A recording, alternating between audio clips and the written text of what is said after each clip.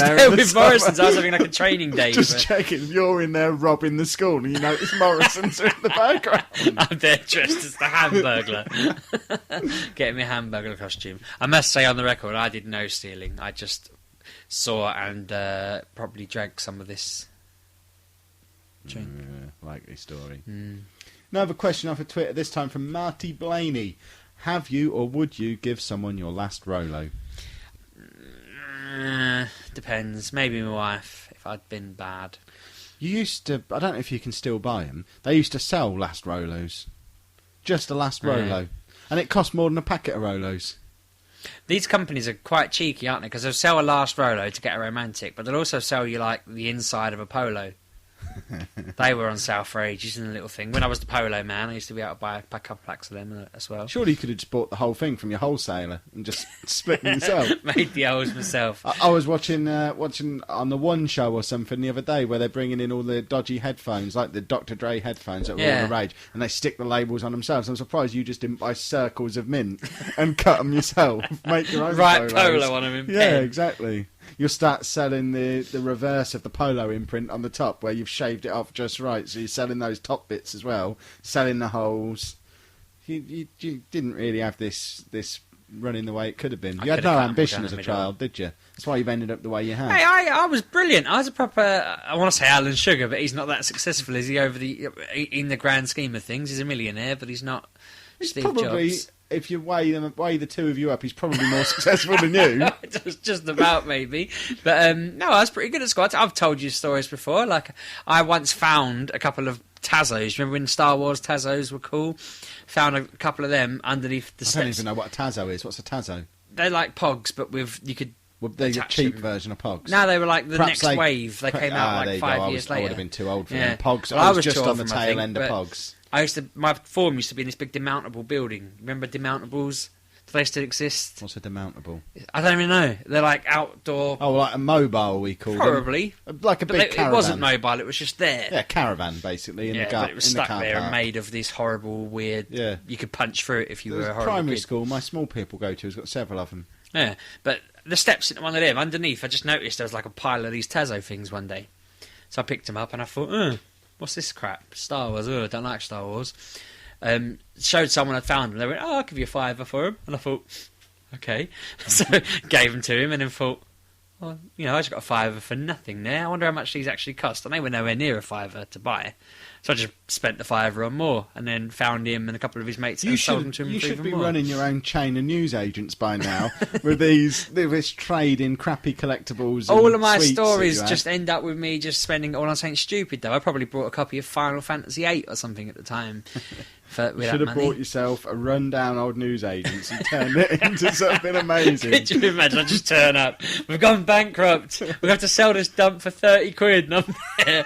Final Fantasy news agents. Final Fantasy news agents. It's the age old conundrum. Everyone's had the Final Fantasy or news agents moment in their lives, and consistently you choose wrong. I do. I always end up going down the wrong route.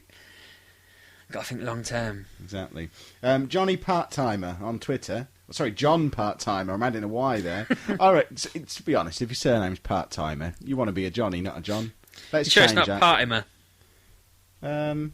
If it is, that's nowhere near as one. If he's John Partimer instead of Johnny Part-Timer, that's awful. Fix that. Get it changed. You, forevermore, should be known as Johnny Part-Timer. That'd be your mafia name, anyway. Where's Johnny Part-Timer, damn it? Yeah, this was supposed to go down today. In comes a little nerdy man in a suit that doesn't quite fit, glasses, bit greasy. Hello, I'm John Partimer. No, we want good old Johnny Part-Timer. You've not thought this through, sir. But what he has thought through is a couple of questions for us. Well, the first one, I don't know if the man understands what a question is.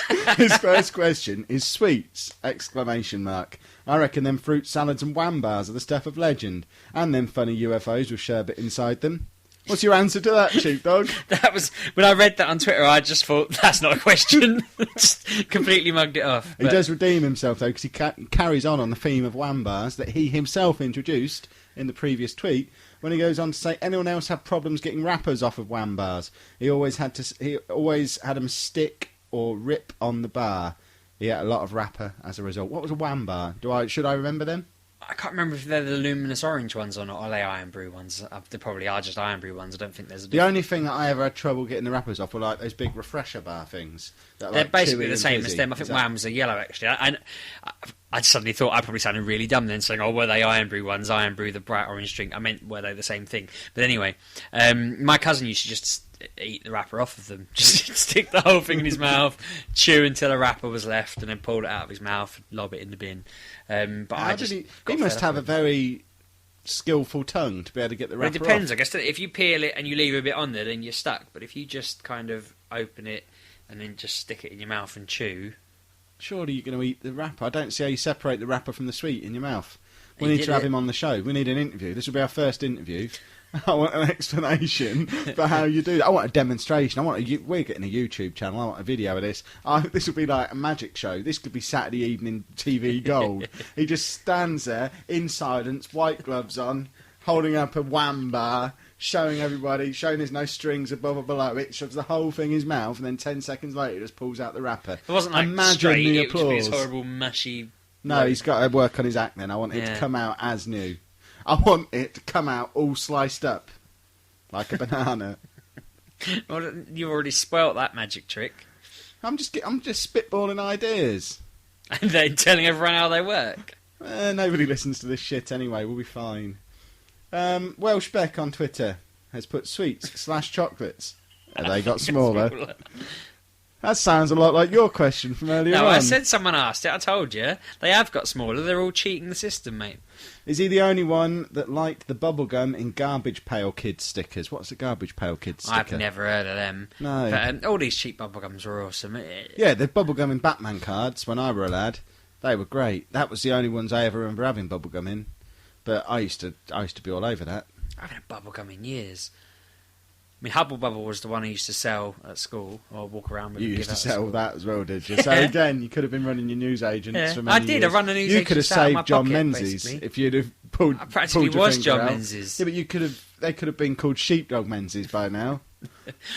I forgot to tell you that I saw a John Menzies retail outlets They don't warehouse exist place. still, Yeah, surely. I'm going along. I think it was when I was going to Sheffield the other week, and on the way in there, I think it was on the way in, there was just a John Menzies there.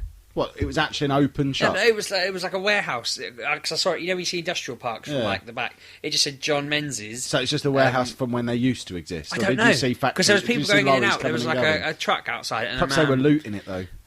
Well, he was dressed in like a hat and Did he have a swag bag on his No, back? he had like the polo shirt that you wear, like the same colour as the logo, and So you know. we found a John Menzies employee. yeah, exactly. So I'm thinking they must still exist. Where though? If you live near a Sheffield, John I guess. Menzies, we could Google it, but it'd be more fun for people to let I was us about know. to Google Don't it, but I will. Google I'll it. just leave it I to want. the I want. listeners. If you've been in a John Menzies at any point in the last 10 years since they've existed, as far as I'm aware. It's been at least. I'll kick myself if there was one in bloody Sheffield and I didn't go in there. Yeah. I used to have my photo taken in every WH Smith I saw. Don't know why. I just started collecting them. I've got somewhere You're a bizarre on an old person. computer hard drive somewhere. I've got pictures of me in at least upwards of 30 WH Smiths. And you wonder why you're a 31-year-old divorcee. Yeah, I just stopped after a while though. But yeah, I'd love to start that up again with John Menzies. I'd happily travel the country having my picture taken in a John Menzies. It was one trip to Sheffield and that's it. It'd be That's worth fine, it though, that'll David. do. You have a 100% record then. Exactly. Right, have we got any... Still don't know what Garbage Pail Kids are. I would assume that it was something that was... Relevant to what we just said. He must be younger than us. Or older. Older. Let's say older. I'm going with older. He must be older than my 29 years. Joe Callan on Twitter. The sweet you hate that everybody else loves, and vice versa. Chocolate orange, I hate it. How? They're It's great. horrible. In what way? Every way. I don't like any other combination of orange and chocolate. They're always the ones that get left over in a pack of roses or Quality Street and stuff like that. If there's anything orange in there, not interested. Because it's always that horrible... The only time I like chocolate orange is on a Jaffa cake. They're alright. But no, Terry's Chocolate Orange. I get one of them in my stocking every Christmas. God, I just launched that at the wall, I think, if that... That's what you're supposed to do. You can't eat it. You launch it at the wall, it breaks up into segments, and then you eat it. I eat them in an entire sitting and then feel incredibly sick afterwards. It's the only chocolate I really pick out on. When I was a kid, by the time my birthday came around in July, I'd always have Easter eggs left. I never used to eat sweets at all, but I would always ruin my chocolate orange within 24 hours of receiving it. I kind of hate Easter eggs as well. I've said before, I can't eat chocolate unless it's like the Cadbury bar, basically. If it's a Cadbury's Easter egg, No, surely but it's the same even then, thing. no, I don't know. Have It's you like tried filling it with custard? That sounds like a genius idea. Have you done that?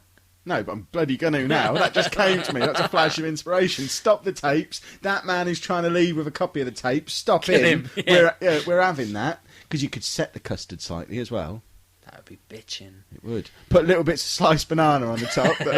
you could. It would be one of those desserts that's assembled at the side of the table in a restaurant. You crack open an Easter egg, pour the custard in, and then the waiter, as his last step of serving this up, puts a sprinkler in it, like a sparkler. Puts a sparkler in the top of the custard. Puts a sparkler on top of the custard, and then just starts peeling a banana, and you just see it fall off in perfect slices. That's a dessert and a half. amazing. When you open your newsagents, that's the dessert you should serve in there. Do newsagents serve desserts? Yours will, and you'll have a waiter doing it. When we're on Celebrity MasterChef, we'll do it then. Yeah. I don't know if I want to be on that. Not since the other fellas started cooking on it. I'd Don't make him approve of that. sing the Buttery Biscuit Bass song. I want that. What? The song. I don't know what that is. Can I play it? No, I don't want to play it. I'll get it stuck in my head forever. I don't want to have to pay the copyright. There's no copyright on that song. No, we're not playing it. won't Music's for play it. losers.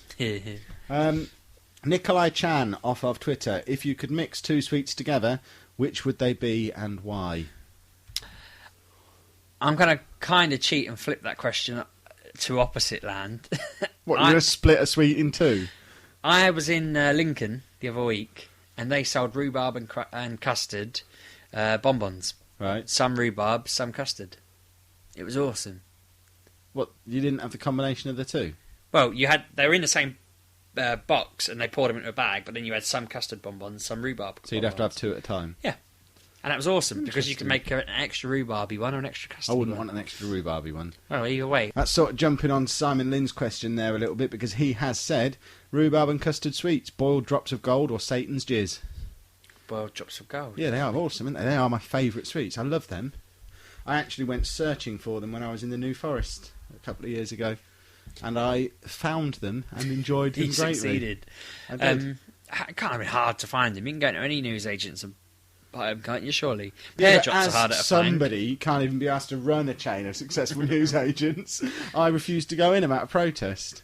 Yeah, fair enough. If Sheepdog Menzies existed, I'd be in there all the time buying my rhubarb and custard and getting my Easter egg custard banana dessert. Do you reckon I'd get away with calling it Sheepdog's Menzies, or do you think that John Menzies would jump out of his grave and sue me? Well, as long as you don't open a branch in Sheffield, where the only remaining John Menzies exists, because Sheffield's trapped in a time lapse. Do you reckon he is? He probably is just a man who... John Menzies was probably out of school and saw a couple of pogs on the floor 5 years before me and just thought, hey, I'll sell He got them. in touch with Peter Olo and got the little discs before they were cut, so he could shave some money off. He's That's there. where he made his millions. Final Fantasy VI or a chain of successful shops, and he thought, sod you, Final Fantasy VI, I'm going to go open a couple of John Menzies, and he's just taken over the nation. But then it probably all went a bit wrong for him. Because Final Fantasy VIII came out and he sold his chain of shops to buy that. Invested heavily in Final Fantasy IX, and everyone knows that went downhill. There we go. Yeah, what was it? The previous question was about mixing two sweets together. What would they be and why? Did you have an answer for that? I know you said you were going to split two sweets up. I had an answer, but it's completely fallen out of my head. I did think, after reading that earlier, whilst eating a korma, that they should make korma sweets. They should make sweets that taste like that korma I was having at that moment in time. I know that's kind of just peanut, but... not peanut, coconut, but still. Oh, I don't do coconut sweets. Bounty's the sweet of the devil. Bounty's alright. Bounty's horrible. Yeah. If you buy a tin of Celebrations around these parts, that's the one Bounty's are in it. Bounty's will always be left over with a Snickers. Bounty's and Snickers. You perverts. That means you eat those horrible truffle things and the other one that's crap. The truffles and the Malteser ones are the best chocolates ever. We need to meet up at Christmas and just trade. That should be We our... should. Well, when we've got these people finished sorting our Skittles, they can sort out Celebrations. So I get a tin of truffles and Maltesers, you get a tin of Bounties and Snickers, and we'll throw the rest in a lake. We should. That's where they belong. You've said about these sorting again, and it reminded me earlier. I didn't want to jump in because there's a question coming up, but I'm going to skip forward to it.